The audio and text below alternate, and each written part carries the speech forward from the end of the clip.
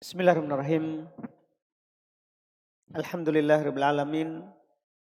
Wassalatu wassalamu ala Rasulillah wa ala alihi wa ashabihi wa man tabi'ahum bi ihsan ila yaumiddin. Amma ba'd. Alhamdulillah kita lanjutkan lagi majelis dalam kitab At-Tajwid Al-Muyassar. Kita alhamdulillah masih di pembahasan sifat al-huruf, sifat yang memiliki lawan. Insyaallah kita lanjutkan lagi di sifat-sifat berikutnya. Bismillahirrahmanirrahim. Alhamdulillah haqqa hamdih wassalatu wassalam ala khairi khalqihi Muhammadin wa alihi wa sahbihi. Amma ba'd, fama zilna fi dirasati babi as-sifat min kitab at-tajwid al-muyassar من كتاب التجويد الميسر. وكان آخر ما أخذناه في مجلس الأمس هي أربع صفات. أولها الاستعلاء وضد ذلك الاستفال، وأخذنا أيضا الإطباق وضده الانفتاح. فعندك السؤال: ما هي حروف الاستعلاء؟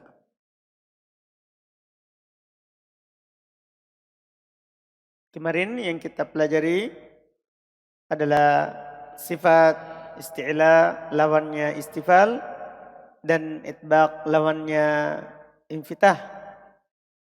Pertanyaan di antum, apa itu huruf isti'la? Hurufnya.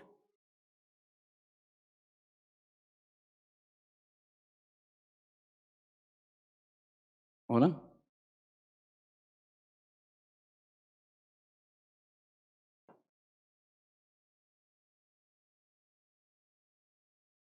جميل. وينبغي أن تحفظ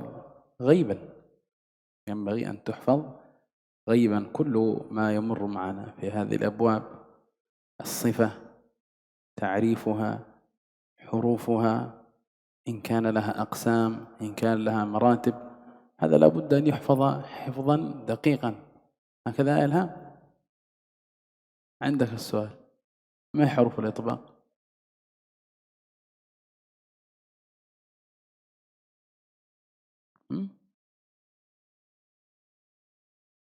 4. أحسن، 4. جميل. تنبيه إلى حفظ. Tadi huruf-huruf yang disebutkan tadi harus dihafal. Kalau dia memiliki tingkatan, kita hafal tingkatannya dari sisi yang disebutkan tadi. Kemudian belum melanjutkan pertanyaan tentang huruf itbaq. نبتدئ مجلس اليوم بالصفة العاشرة، وهي صفة الإذلاق أو الذلاقة. الإذلاق وأيضا تعرف بالذلاقة. قال: وهو لغة حدة اللسان، أي طلاقته، ذلق اللسان، طلق في اللسان، فصيح، سهل العبارة. قال: واصطلاحا خروج الحرف بسهولة وخفة من ذلق اللسان، يقولون أو، هنا قال والشفة، من ذلق اللسان والشفة. خروج الحرف بسهولة وخفة، هذا فيه ربط بين المعنى اللغوي والاصطلاحي. خروج الحرف بسهولة وخفة، إذا نفهم من هذا أن حروف الذلاقة خروجها بخفة والسهولة.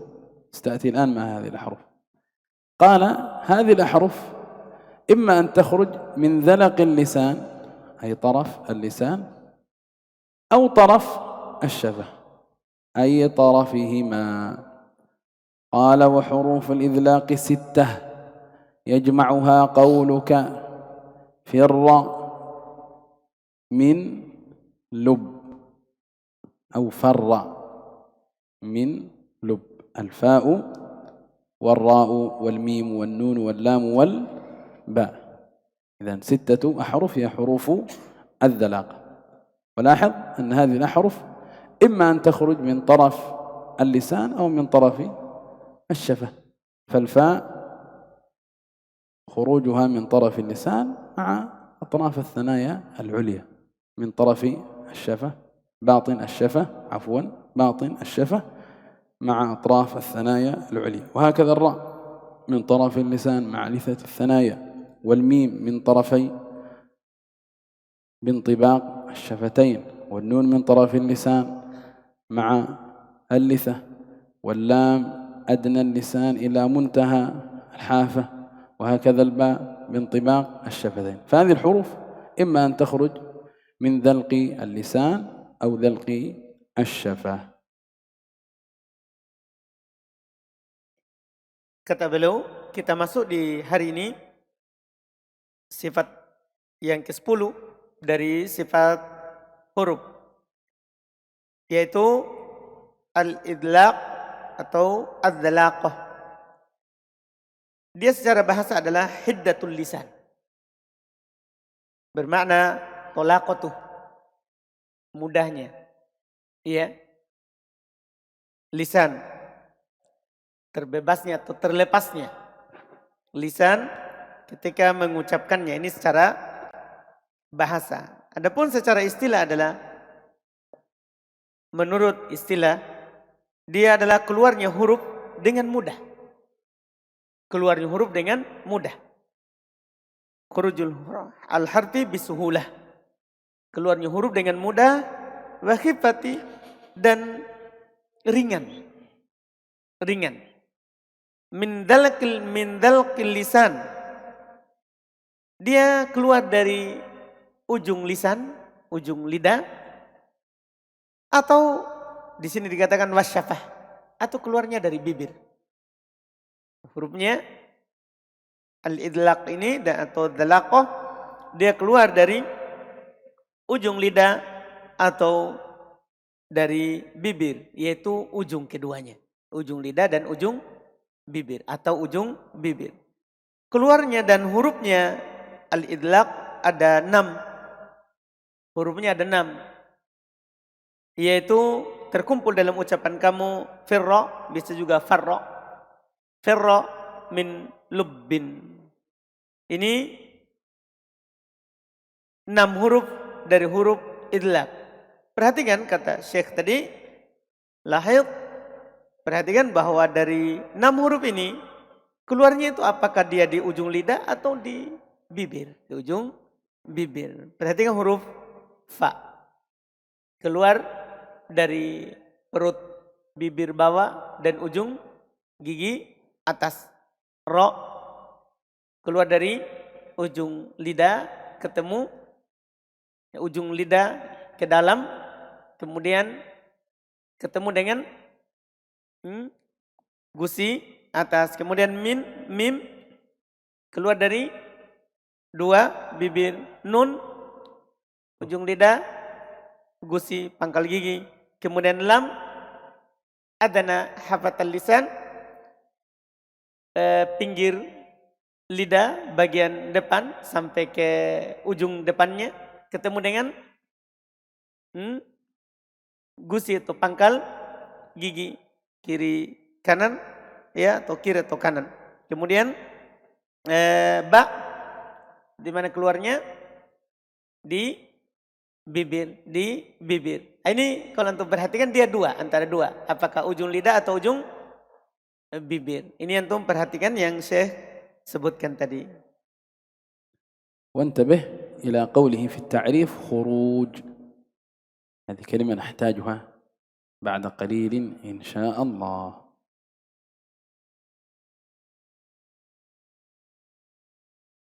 Dan perhatikan kepada ucapannya tadi, ila huruf خروج khuruj. Perhatikan di kata khuruj kepada apa yang akan beliau sebutkan sebentar. قال الصفة 11 وهي الأخيرة من الصفات ذوات الأضداد. وكيف كانت الصفات ذوات الأضداد 11 صفة؟ المعلوم أنها 10، 5 ضدها 5، لكن الآن صارت 11 صفة. السبب في ذلك هي صفة التوسط، صفة البينية التي مرت معنا، وهي بين الرخاوة والشدة، فصارت الصفات 11 صفة. قال الإصمات، وهو لغة المنع، هذا معنى الإصمات في اللغة، المنع. واصطلاحا منع حروفه، أي حروف هذه الصفة والإصمات، من أن يبنى منها وحدها في كلام العرب كلمة رباعية. معنى رباعية أي متكونة من 4 أحرف. رباعي ما كان متكون من 4 أحرف. الأصول، إذن تكون هذه الكلمة الرباعية كلها أصول، كلها أصول، ليس أحد هذه 4 الأحرف حرف زيادة، لا نتكلم عن ذلك، نتحدث عن كلمة رباعية كلها أصول، أو خماسية كلها أصول أيضا. فهذه الصفة وهي صفة الإصمات يمتنع أن يبنى منها وحدها في كلام العرب كلمة رباعية الأصول أو خماسية الأصول، ليس هذا واردا في لغة العرب. قال لثقلها على اللسان. لماذا لم يحدث هذا؟ لثقلها على اللسان. فلا بد من أن يكون في الكلمة الرباعية الأصول أو الخماسية حرف من الحروف ماذا؟ المذلقة التي مرت معنا، فر من لب، لتعدل خفته ثقل حرف الإصمات، حتى يكون في ميزان، لأن المذلق خفيف والمصمت ثقيل، فعند أن تحتوي الكلمة على مصمت ومذلق تخف الكلمة، وهذا هو القصد. فإذا وجدت كلمة رباعية الأصول أو خماسية الأصول وليس فيها أحد حروف الذلاقة، قالوا لك أن تحكم عليها بأنها دخيلة على كلام العرب، ليست عربية، هذه دخيلة. مثل كلمة عسجد، اسم للذهب أو ما غلا ثمنه. عسجد، العين والسين والجيم والدال، إذن 4 أحرف وكلها أصول، إذن تكونت من 4 أحرف أصول. طيب هل العين من فر من لب؟ لا. السين فر من لب؟ ليست مذكورة. الجيم أيضا غير مذكور. الدال غير مذكورة. إذن لا يوجد في هذه الكلمة حرف من حروف الإذلاق، وهي رباعية أصول، إذن هذه الكلمة دخيلة على كلام العرب، ليست عربية في الأصل، ليست عربية في الأصل. لاحظت؟ هذا هو القصد من قولهم منع حروف الإصمات أن يبنى منها وحدها في كلام العرب كلمة رباعية الأصول أو خماسية الأصول. ثم قال وحروف الإصمات ما عدا حروف الذلاقة المتقدمة، ما سوى هذه 6 فر من لب يعد حرف من حروف الإصمات. Kata beliau yang berikutnya sifat ke-11. Beliau katakan tadi gimana jadi 11 sementara ini kan yang memiliki lawan. Seharusnya kan 5 lawannya. Berarti jadinya apa? 10. Kenapa ini jadi 11? Dikarenakan ada sifat tawassut. Karena lawan dari sifat syiddah adalah apa? Tawassut dan rakhawah. 2.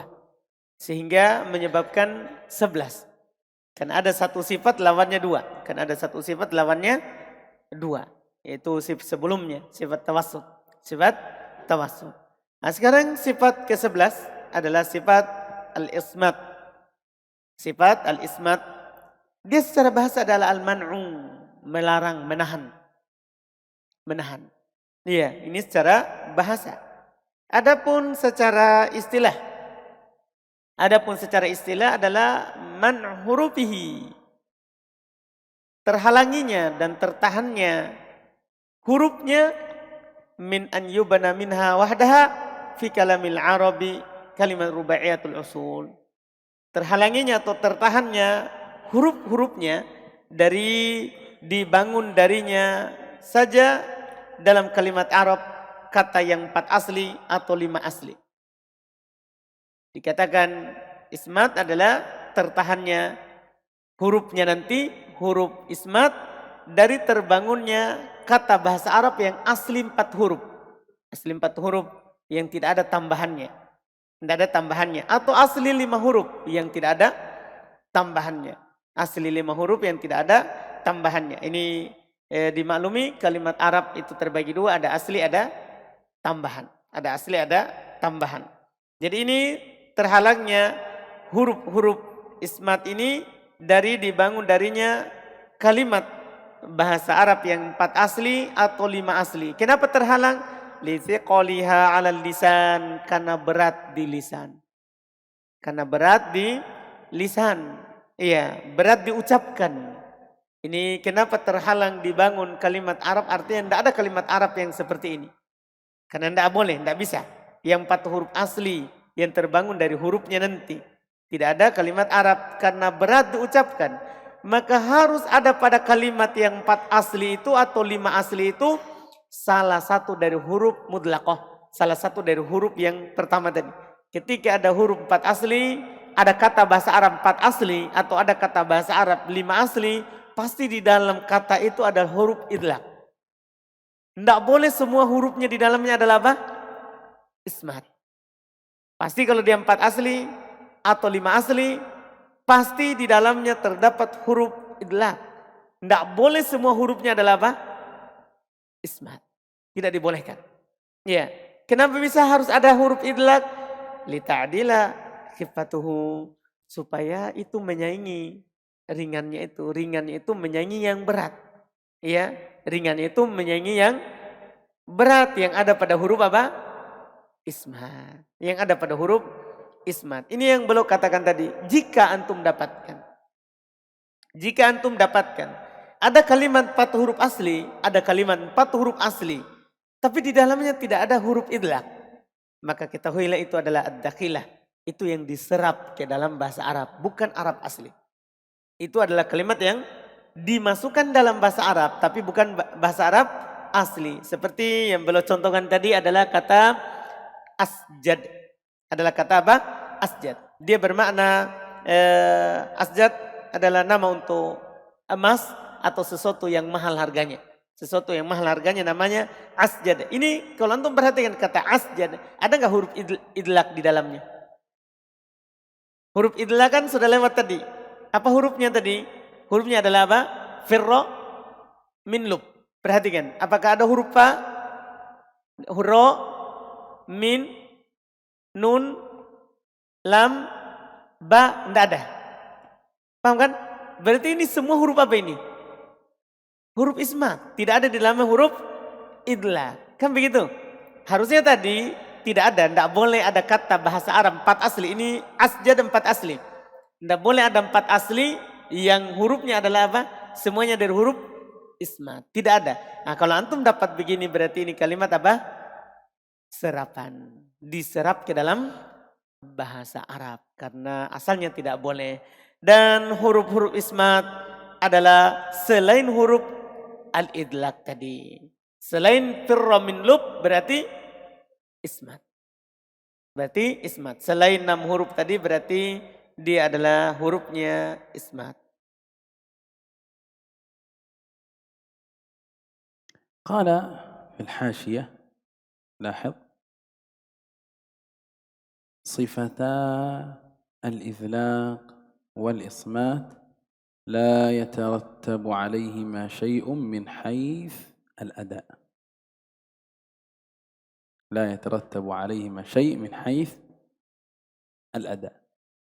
مر معنا في بداية دراستنا لباب الصفات، قلنا والمراد من الصفات الصفات التي لها أثر في النطق، التي لها أثر في النطق.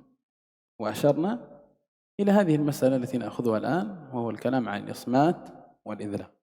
لأن صفة الإصمات والإذلاق ليس لهما أثر في النطق، فصفة الإذلاق تتحدث عن خروج الحرف، وهذا يدرس في باب المخارج، فيه إشارة إلى مخرج هذه الأحرف. وصفة الإصمات فيها كلام عن خاصية صرفية، عن بناء الكلمة، فلذا أهمل ذكر هاتين الصفتين جمع من علماء التجويد، جمع من علماء التجويد يهملون ذكر هاتين الصفتين. لماذا؟ لأنهما صفتان لا دخل لهما في تجويد الحروف، لا دخل لهما في تجويد الحروف. فصفة الإذلاق كما قلنا في إشارة إلى مخارج هذه الحروف، وصفة الإصمات فيها خاصية صرفية. Perhatikan di hasyiah, di catatan kaki, ya, di catatan kaki nomor 1. Catatan kaki nomor 1 di bukunya antum. Itu yang di nomor 1. Dikatakan di situ dua sifat, yaitu idlaq dan ismat, itu tidak ada kaitannya sedikit pun dari bab al-ada ketika mengucapkan huruf. Ya, tidak ada kaitannya. Sudah lewat bersama kita bahwa sifat itu adalah yang kita bicarakan di sini, di sifat adalah sifat yang memiliki pengaruh ketika mengucapkan huruf. Ketika memiliki pengaruh ketika mengucapkan huruf. Nah, ini sifat, dua sifat ini, idlaq dan ismat, tidak ada pengaruhnya dalam ucapan. Oleh karena itu, jam'un min ulama, sekelompok dari ulama tajwid tidak memasukkan sifat yang ke-10 dan ke-11 ini dalam bab apa? Sifat. Karena idlaq itu terkait dengan makhraj. Idlaq itu terkait dengan tempat keluarnya huruf. Sementara ismat itu terkait dengan apa? Sorof. 4 asli, 5 asli. Ini adalah dibahas dalam ilmu sorof. Berarti tidak ada kaitannya dengan apa? Tidak ada pengaruhnya dengan suara, dari suara huruf. Dari suara huruf. Makanya dia tidak disebutkan oleh sebagian para ulama dalam ilmu tajwid di bab apa? Sifat. Dua ini. قال إلى هنا انتهى الكلام عن الصفات العشر. يقول في الحاشية جملتها 11 صفة، لأن صفة الشدة لها ضدان، التوسط والرخاوة، وقد مر. قال إلى هنا انتهى الكلام على الصفات العشر ذوات الأضداد. ما أخذناه الآن هو القسم الأول، وهي الصفات التي لها ضد، ما يعبر عنها بذوات الأضداد. قال وهي التي أشار إليها الحافظ ابن الجزري في مقدمته بقوله صفاتها جهر ورخو مستفل منفتح مصمتة والضد قل. إذن لاحظ صفاتها جهر هذه 1، ورخو 2، مستفل 3، منفتح 4، مصمتة 5، وضد 5 فتصير 10، وبزيادة التوسط 11 صفة. وهذه نقول عنها كما قال ابن الجزري والضد قل، يعني هذه هي الصفات التي لها ضد. ثم شرع في ذكر أحرف هذه الصفات، وسيذكر ضد، وبضدها تتبين الأشياء، سيذكر صفة ويهمل ضدها. مهموسها فحثه شخص سكت، هذه حروف الهمس. مهموسها فحثه شخص سكت 10. شديدها لفظ أجد قطم بكت، هذه 8. أجد قطم بكت حروف الشدة. وبين رخو والشديد التي هي صفة البينية صفة التوسط لن عمر 5 أحرف. ثم قال وسبع علو أي صفة الاستعلاء 7 أحرف هي خص ضغط قض حصر أي محصورة في هذه الكلمات الثلاث خص ضغط قض. ثم قال وصاد ضاد طاء ضاء مطبقة كم عددها 4 الصاد والضاد والطاء والضاء. أخيرا وفر من لب الحروف ماذا المذلقة الحروف المذلقة. هذه الأبيات تحفظ لأنك بحفظها يسهل عليك استخراج صفات أي حرف تسأل عنه. فإن قيل لك استخرج لنا حرف صفات حرف الدال مثلا تستطيع أن تستذكر ذلك بأن تمر بحرف الدال على هذه الجمل. هذه الجمل هي تسهل عليك ضبط هذا الباب.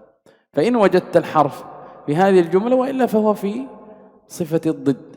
إن لم يوجد في المهموس فهو في ضدها هو الجهر.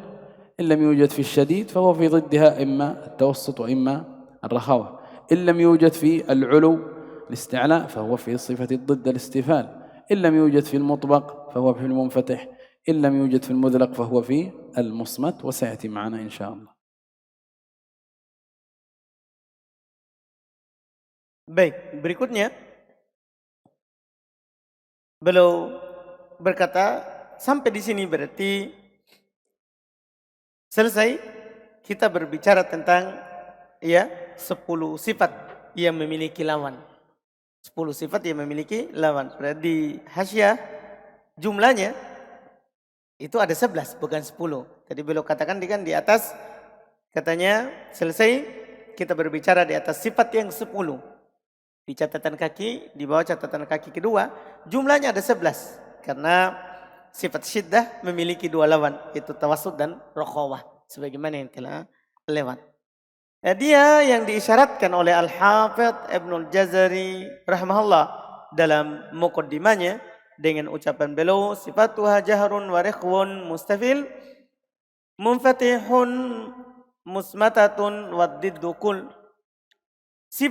Sifat dari huruf itu ada jahar, ada rikh, ada mustafil, ada munfatih, ada musmatah. Dan lawannya, katakanlah ada mahmus, hurufnya fahastahu syaksun sakat 10 huruf. Syadiduha, kemudian ada sifat syiddah dari mahmus, kemudian ada sifat syiddah, lafadznya ajid kotin bakat ada 8. Wabain rikh wasyadid lin umar. Ya, ada sifat bain antara rikh wa dan syadid lin umar ada 5 huruf. Wasab'un ulwin khussadaqtin kid hasar. Dan 7 itu untuk yang 7 untuk yang ulwin itu ada khussadaqtin kid itu terbatas pada 7 itu 7 huruf. Sod dot itu ulwin yang maksudnya sifat apa? Ulwin sifat isti'la. Sifat isti'la ada 7 huruf. Kemudian dari 7 itu keluar 4 sifat idbaq yaitu sod, dot, to dan dho. Itu sifat apa? Mutbaqah. Sifat apa? Idbaq. Sifat idbaq. Kemudian wafirru min lub itu hurufnya siapa? Mudlaqah. Hurufnya mudlaqah. Kalau dihafal ini itu lebih memudahkan kata beliau untuk menghafal huruf-huruf dari sifat yang telah lewat. Selain ini berarti untuk lawannya di atas. Untuk lawannya di atas. Karena yang disebutkan adalah yang terbatas hurufnya. Yang terbatas hurufnya. Karena lawan dari itu berarti masuk di sifat yang menjadi lawannya. Yang menjadi lawan dari setiap itu.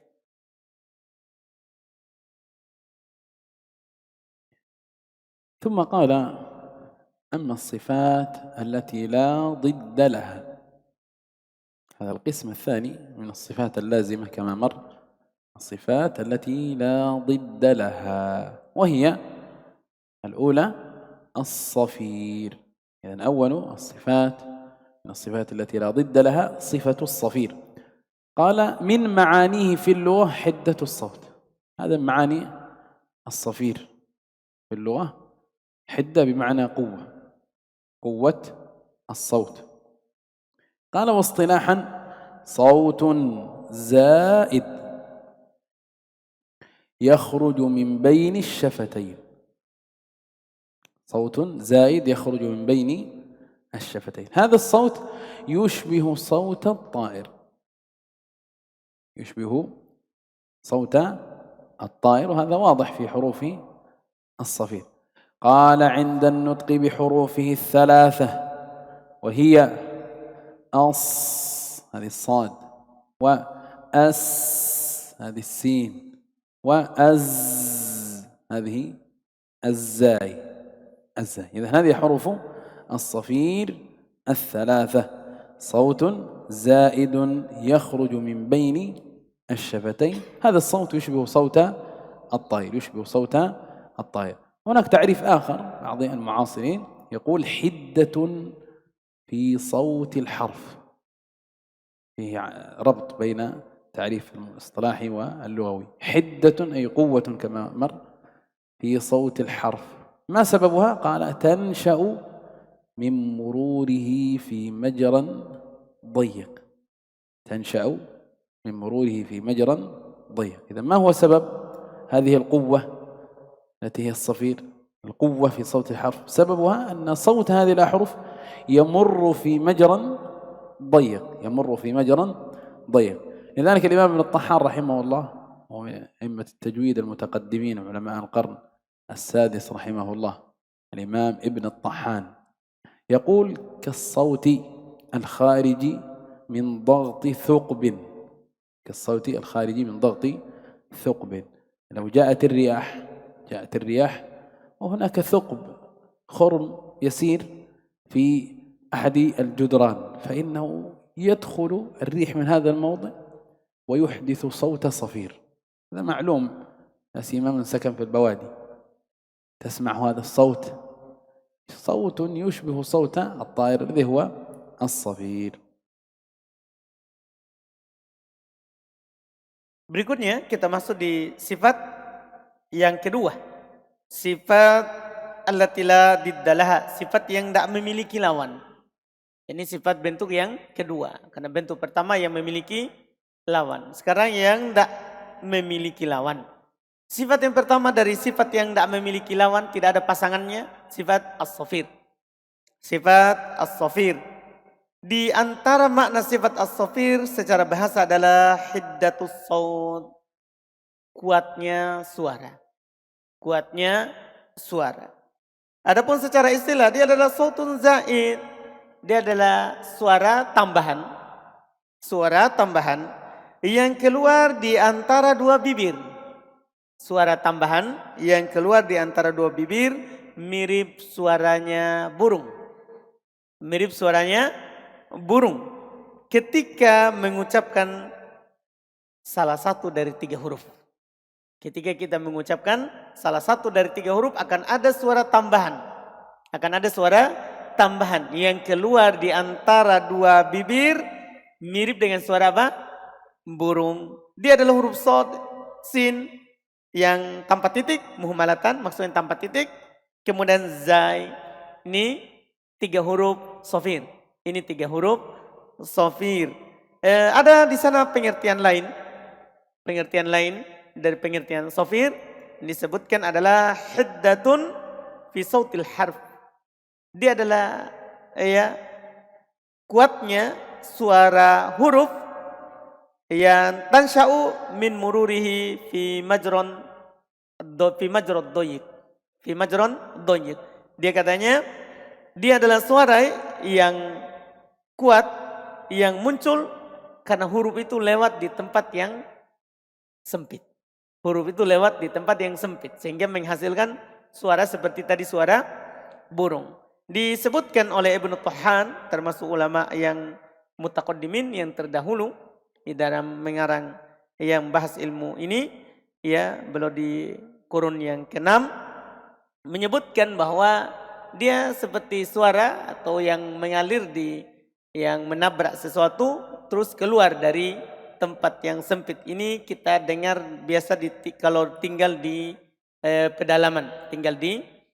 pedalaman, muncul suara, setelahnya adalah seperti suara burung, Ini yang disebutkan terkait dengan suara huruf yang bersifat dengan sifat shafir.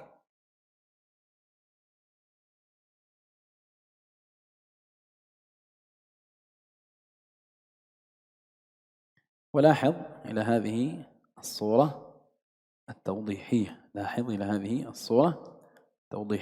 لصفة الصفير. هي صورة لمخرج السين والصاد والزاي، فصوت هذه الأحرف يمر بهذا المجرى الضيق، صوت يخرج من بين الشفتين، فخروج الصوت من هذا المجرى الضيق مما أدى إلى هذه الصفة هي صفة الصفير. وهنا ملاحظة يسيرة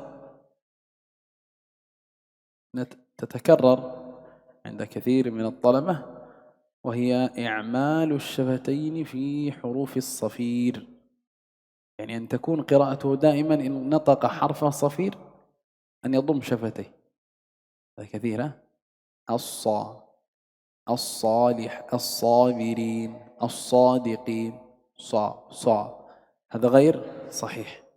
هذا مما حذر العلماء، حذروا عنه، فانتبه. إذا لا تعمل الشفتين بمعنى لا تضم الشفتين إلا في المضموم.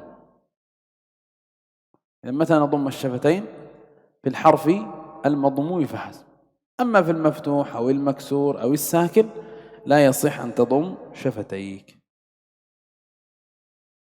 Kemudian kata beliau, perhatikan gambar. Huruf shafir itu muncul dari keluarnya 3 huruf tadi, tempat keluarnya shad, sin dan zai. Itu perhatikan yang beliau garis dengan garis hitam yang ada anak panah keluar. Nah, di situ ada suara yang keluar karena sempitnya tempat antara dua bibir. Tempat keluarnya shad, sin, zai itu di lidah, ujung lidah kan dia adalah di belakang gigi bawah. Ujung lidah di belakang gigi bawah. Nah, itu perhatikan tempat yang sempit sehingga menghasilkan suara yang keluar, yang tajam. Seperti suara burung. Terus beliau katakan tadi ada yang perlu kritikan sedikit, yaitu kita perhatikan ketika orang mengucapkan huruf shafir, dia menggunakan bibirnya, yaitu bibirnya dia bulatkan, dia monyongkan. Itu adalah tidak benar. Tidak boleh bibir itu dibulatkan, dimonyongkan kecuali harokat dhammah. Jadi ketika mengucapkan huruf shafir, sin, shad dan zai, itu bibirnya tidak dibulatkan. Ya, itu dibulatkan, itu dimonyongkan bibir ketika mengucapkan huruf yang berharokat apa? Dhammah. Ketika mengucapkan huruf yang berharokat dhammah, bukan huruf shafir. Bukan khusus huruf shafir, tapi ketika mengucapkan huruf yang berharokat dhammah saja. Adapun huruf shafir, bibirnya tidak dimonyongkan. Bibirnya tidak dimajukan ke depan. Iya, itu yang diperhatikan karena itu adalah tidak dibenarkan.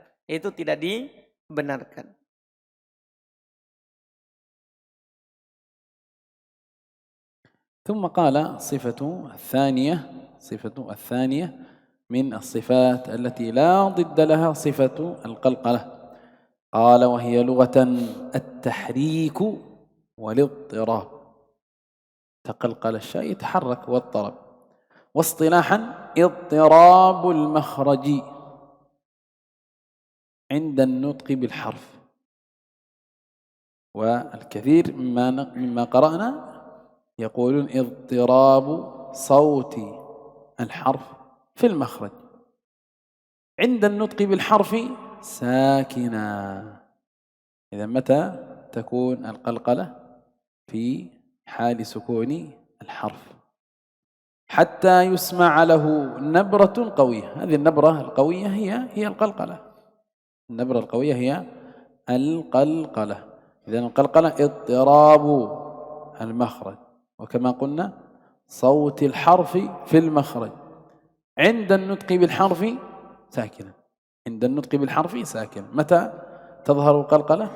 حال سكون الحرف حتى يسمع له نبرة قوية وهي القلقلة. قال وحروفها أي حروف القلقلة 5 مجموعة في قولهم قطب جد. قطب جد، القاف والطاء والباء والجيم والدال، هذه حروف القلقلة. والسبب في هذا الاضطراب والتحريك كونها مجهورة شديدة. إذن اجتماع هاتين الصفتين في الحرف، اجتماع صفتي الجهر والشدة، هذا يجعل الحرف فيه ثقل، يجعل الحرف فيه ثقل، فلذلك يتخلص مما فيه من الثقل بالقلقلة. قال فالجهر يمنع النفس أن يجري معه، مر معنا الجهر انحباس النفس، والشدة تمنع أن يجري صوتها، أيضا مر الشدة انحباس الصوت. فلما اجتمع لها هذان الوصفان احتاجت إلى كلفة في بيانها. وكما قلنا قبل قليل أن القلقلة خففت ثقل هذه الأحرف، فلو جئت تنطق أحد هذه الحروف دون قلقلة لعرفت الثقل الذي زال بالقلقلة. فلو جئت تنطق تقول أق دون أن تقلقل تجد أن في ذلك ثقلا، بخلاف أق صارت أخف وأيسر. وهذا من مقاصد ومن تعليلهم، من تعليل العلماء في هذه الصفة. إذن صفة القلقلة في اللغة، القلقلة في اللغة التحريك والاضطراب، واصطلاحا اضطراب صوت الحرف في المخرج عند النطق بالحرف ساكنا حتى يسمع له نبرة قوية. حروف هذه الصفة قطب جد. Yang berikutnya kata beliau, yang kedua sifat yang tidak memiliki lawan, dia adalah sifat al-qalqalah. Sifat qalqalah. Dia secara bahasa at-tahrik yang bergerak, wal ittirab yang bergetar, yang sama juga semakna dengannya, yang bergerak, terpantul. Secara istilah adalah ittirabul makhraj, ketika ia mengucapkan huruf yang dalam keadaan sukun sampai didengarkan darinya ya tekanan suara yang kuat, pantulan yang kuat, pantulan yang kuat. Ini secara istilah. Ini secara istilah. Beliau ingatkan tadi kita sering mendengarkan yang kita baca adalah ittirab as-saut. Ya. Terpantulnya suara di makhraj. Terpantulnya suara di makhraj, bukan terpantulnya atau bergeraknya makhraj, tapi suara. Terpantulnya suara di makhraj. Itu yang sering kita dengar, yang sering kita baca. Kemudian hurufnya ada 5. Huruf qalqalah ini yang suaranya terpantul ketika kita mengucapkannya itu ada 5. Terkumpul dalam ucapan mereka qutbu jadin. Ya, qutbu jadin. Iya. Ini ada 5 huruf. Qaf, ta, ba, jim, dal. Qaf, ta, ba, jim, dal. Ini huruf qalqalah. Huruf qalqalah. Apa sebabnya dia terpantul? Dia bergerak. Sebabnya kata beliau, sebabnya dia terpantul adalah karena dia sebenarnya huruf yang memiliki 2 sifat, itu sifat jahar dan sifat syiddah. Ini sebabnya. Terkumpul padanya 2 sifat. Ya, 2 sifat. Jahar yaitu tidak mengalirnya nafas, sementara syiddah tidak mengalirnya suara. Terkumpul ini, napas tidak mengalir dan suara juga tidak mengalir. Sehingga kalau kita sukun tanpa dipantulkan itu akan berat. Akan berat. Ini tatkala terkumpul dua sifat ini, maka butuh kepada kulfah, butuh kepada ya perjuangan ya untuk mengucapkannya. Sehingga ketika dipantulkan itu akan memudahkan ketika mengucapkannya. Ini ta'lil, ini adalah sebab yang mereka sebutkan kenapa dipantulkan ketika diucapkan. Kenapa dikasih qalqalah ketika diucapkan 5 huruf tadi.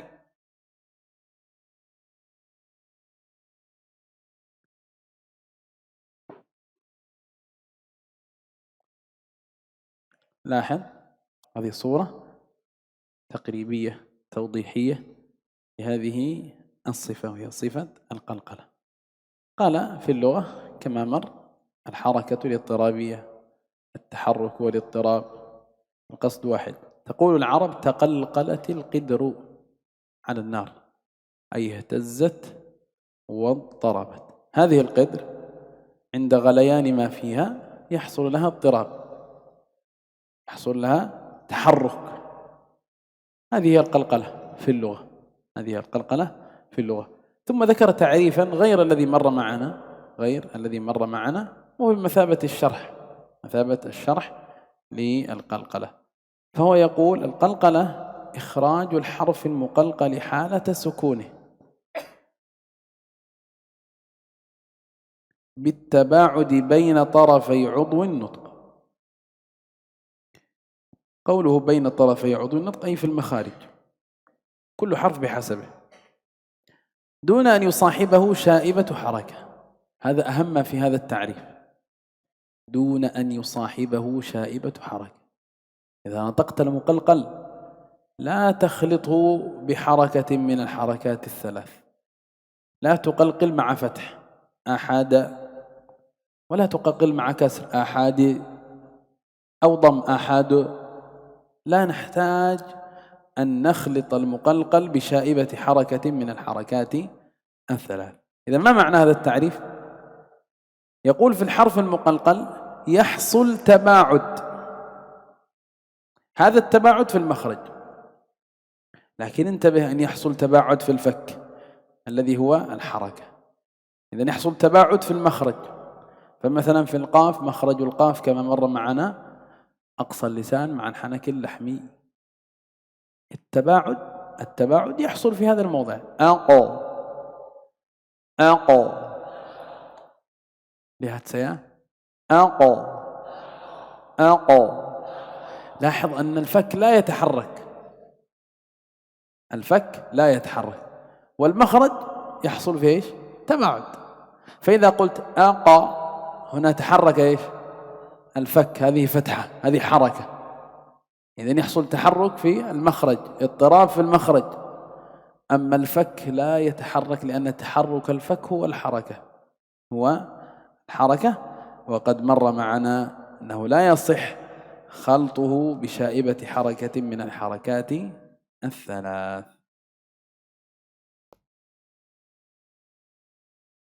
Kemudian kata beliau berikutnya, sifat yang tidak memiliki lawan ini, sifat yang kedua adalah al-qalqalah. Lihat gambar ini contoh takribiyah untuk mendekatkan dari makna qalqalah. Iya, makna qalqalah. Dia secara bahasa kan tadi bermakna al-harakah, ya, al-ittirab, pergerakan yang membuat dia bergerak. Yaitu ketika dikatakan oleh orang Arab taqalqalatil qadir, artinya ia di atas api, ihtazzat, dia bergetar. Ketika air mendidih maka pancinya akan bergerak. Ketika air mendidih pancinya akan bergerak. Itu dibilang qalqalah secara bahasa. Adapun secara istilah itu ini ada pengertian lain, tapi sama dengan yang kita jelaskan di syarah, kata Syekh. Ini pengertian lain tapi sama dengan yang kita jelaskan di mana? Di syarah. yaitu keluarnya huruf yang di qalqalah itu ketika dia disukun terjadi tabaud antara antara kedua ujung ya dari alat mengucapkan huruf itu. Keluarnya huruf yang qalqalah tadi itu ajid tadi yang disebutkan ya kutbu jadin, keluarnya huruf yang di qalqalah ketika dia disukun saling menjauh dari tempat keluarnya itu, dari tempat keluarnya masing-masing dari dua ujungnya. Iya, beliau contohkan tadi huruf qaf, keluarnya di mana? Keluarnya adalah aqsal lisan ketemu dengan langit-langit yang lahmi, ya, yang lahmi, yang lembek dalam. Berarti qalqalah itu menjauhnya di situ. Ketika dia sudah menyentuh, maka dia akan menjauh di tempat keluarnya, dari huruf yang di qalqalah, dari huruf yang di qalqalah. Tanpa dibarengi dengan suara masing-masing harokat. Misalnya ketika kita qalqalah dal, tidak dibarengi oleh suaranya fathah atau dhammah atau apa? Kasroh. Jadi tidak ada campuran suaranya harokat. Ya, tidak ada campuran suaranya harokat. Ya, dari ketika pantul, ketika kita baca qalqalah, tidak ada campuran suara dhammah, tidak ada campuran suara fathah, tidak ada campuran suara kasroh. Ya, murni hanya pantulan saja. Dan antum perhatikan ucapan di sini adalah saling menjauhnya tempat keluarnya. Jadi tidak ada hubungannya dengan mulut. Jadi yang di dalam saja, yang di tempat keluarnya saja, di tempat keluarnya saja. Iya, karena kalau misalnya tempat keluarnya qaf tadi kita pantul tapi kita ikutkan dengan yang terbuka dari mulut kita bagian depan, itu akan melahirkan harokat. Iya, dari tempat terpantulnya tadi. Ini yang diperhatikan. Jangan campur pantulnya dengan fathah atau kasrah atau dhammah.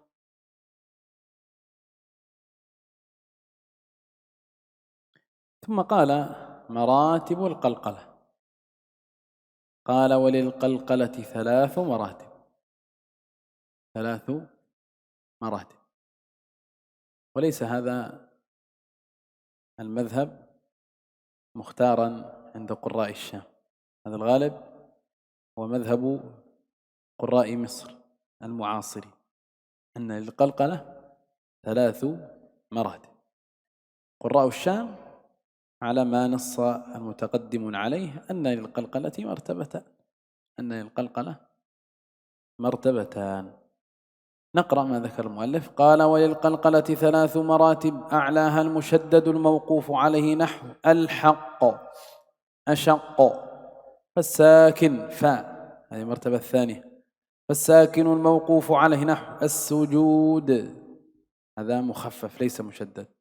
وخلاق. ثم الثالثة عندهم فالساكن وصلا نحو ويقدر، هذا ساكن في وسط الكلمة. وهكذا وقرأ. قال وإلى هذه المراتب أشار السمنودي في لآلئ البيان. السمنودي رحمه الله من علماء العصر، من شيوخ العصر الذي نحن فيه، فهو قد توفي في عام 29 و400 وألف للهجرة. قال رحمه الله كبيرة حيث لدى الوقف أتت أكبر، وهو الشاهد، حيث عند وقف شددت، يعني تكون أكبر من الكبرى فتصير المراتب 3 كما قلنا قبل قليل. هذا عليه قراء مصر المعاصرين. لاحظ ماذا قال ابن الجزري رحمه الله. قال وقال ابن الجزري في المقدمة وبينا مقلقلا إن سكن، هذه مرتبة. وإن يكن في الوقف كان أبين، هذه مرتبة. لاحظ ابن الجزري رحمه الله لم يتحدث عن مرتبة ثالثة، إنما قال وبينا مقلقلا إن سكنا، أي حرف من حروف القلقلة إن سكن قلقله. ثم متى يكون أبين وأوضح وأكبر؟ إن يكن في الوقف، إذا وقفت عليه. إذن في وسط الكلمة الصغرى وفي آخر الكلمة وقفت عليها كبرى. طيب هل هناك فرق بين المشدد وغير المشدد؟ لا فرق، لا فرق، لأن القلقلة في نحو مثلا كلمة الحق، المشدد عبارة عن حرفين ساكن ومتحرك، ساكن ومتحرك. طيب الساكن في كلمة الحق وهو الأول مدغم في الثاني، لذلك ننطق بقاف مشددة. وهذه القلقلة التي نسمعها هي قلقلة القاف المتطرفة، لأن المدغم لا يقلقل، لو قلقل المدغم لفك الإدغام، فالقاف الأولى لا تقلقل، هي مدغمة. والقلقلة التي نسمعها، القلقلة التي نسمعها الحق، هي قلقلة الثاني. إذن هل هناك ثمرة من كون الحرف مشدد على القلقلة؟ لا، لا يوجد ثمرة، فلا فرق بين قلقلة الحق وقلقلة اختلاق، لا فرق، الأداء واحد، لا فرق. هذا ما يقرأ به قراء الشام المعاصرين. وهكذا الإمام مكي رحمه الله ومن علماء هذا الفن الكبار يقول في الرعاية: فلذلك الصوت في الوقف عليهن أبين منه، فلذلك الصوت في الوقف عليهن أبين منه في الوصل. لم يتحدث عن مرتبة ثالثة، وقف ووصل. إن وقفت فالصوت أبين بمعنى أنها قلقلة كبرى، وإن وصلت فهي قلقلة صغرى.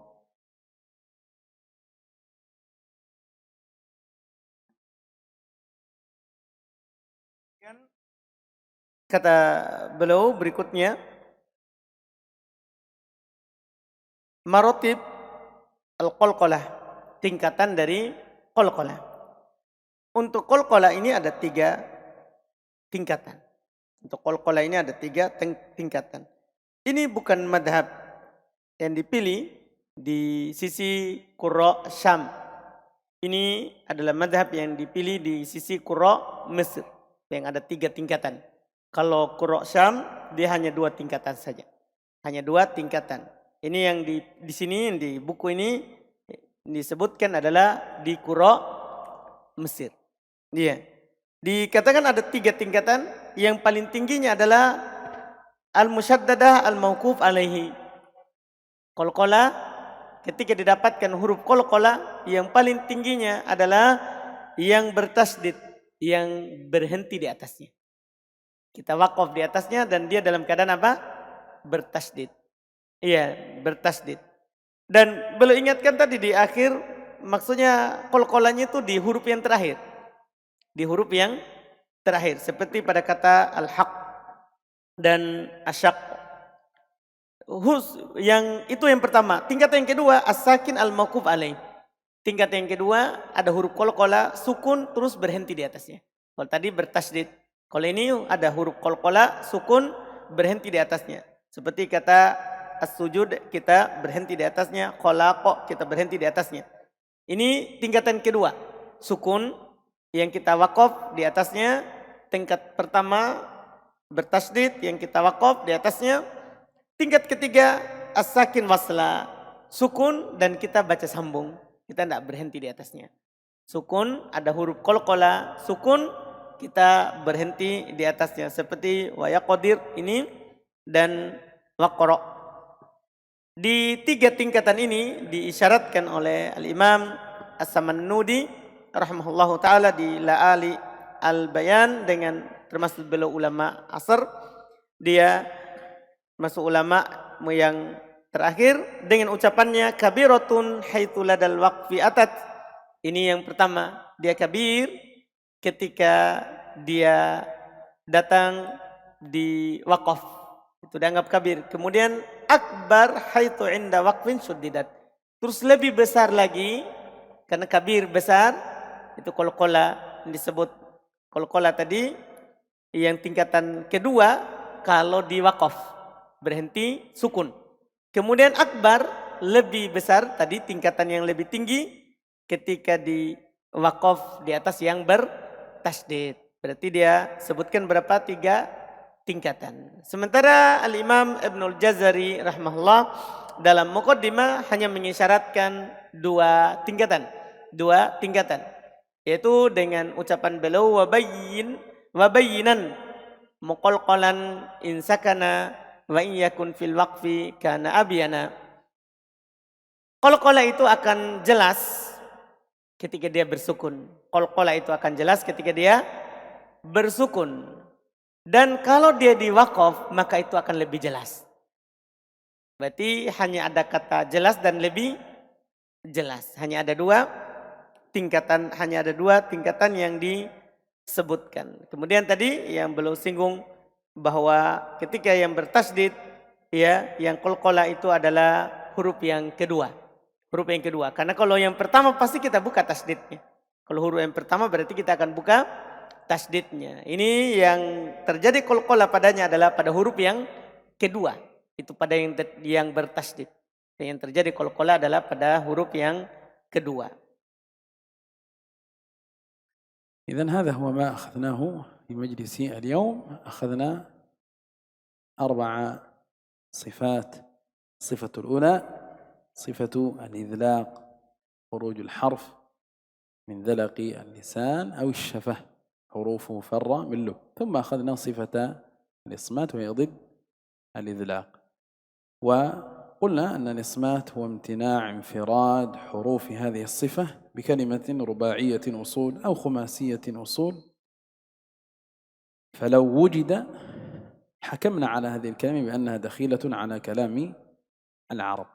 ومر أن هاتين الصفتين لا دخل لهما في تجويد الحروف، ولذا أهمل ذكرها كثير من علماء هذا الفن. ثم أخذنا من الصفات التي لا ضد لها صفتين أيضا، وهي صفة الصفير، حدة في صوت الحرف تنشأ من مروره في مجرى ضيق، أو صوت زائد يخرج من بين الشفتين يشبه صوت الطائر، وحروفه الصاد والزاي والسين. ثم أخذنا صفة القلقلة وختمنا بالكلام عن مراتب القلقلة، وفهمنا من هذا الكلام أن للعلماء في مراتب القلقلة أن للعلماء مذهبين. المذهب الأول أنها 3 مراتب، ما أخذناه في الكتاب 3 مراتب، صغرى وكبرى وأكبر من الكبرى، وبعضهم يقول عظمى، المراد أكبر من الكبرى. الصغرى متفق عليها، وهي حرف القلقلة المتوسط في وسط الكلمة، خلقنا، يقرأ، يقادر، هذه قلقلة صغرى. الكبرى الحرف الموقوف عليه، وقفت على حرف قلقلة متطرف، هذه قلقلة كبرى. أكبر من الكبرى إن كان مشددا، إن كان هذا الموقوف عليه مشددا أكبر من الكبرى. وقلنا أن هذا هو مذهب يختاره أهل مصر، قراء مصر المعاصرين. وأما المتقدمون فإنهم لم ينصوا إلا على أن للقلقلة مرتبتين. نقلا عن الإمام مكي وهو من أقدم كتب التجويد، وأيضا كلام ابن الجزري رحمه الله في المقدمة. فالمذهب الثاني في مراتب القلقلة أن للقلقلة مرتبتين، صغرى وكبرى، صغرى في وسط الكلمة، وكبرى الموقوف عليه مشدد أو غير مشدد. هذا ما أخذناه في درس اليوم. Kita berarti di hari ini telah mengambil 4 sifat. Kita ambil tadi sifat yang ke-10, idlaq, kemudian ismat. Kita sudah jelaskan apa itu idlaq, kemudian ismat, kita juga sudah jelaskan. Dan 2 sifat ini tidak ada kaitannya dengan makhraj, dia hanya kaitannya, tidak ada kaitannya dengan sifat, dia hanya kaitannya dengan apa? Makhraj dan sharaf yang sudah dijelaskan tadi. Kemudian kita masuk di 2 sifat lagi, sifat as-safir dan sifat al-qalqalah. Sifat as-safir sudah dijelaskan. Ya, pengertiannya hurufnya ada 3, shad, sin dan zai. Sementara sifat qalqalah ya juga sudah disebutkan pengertiannya, hurufnya ya ada 5.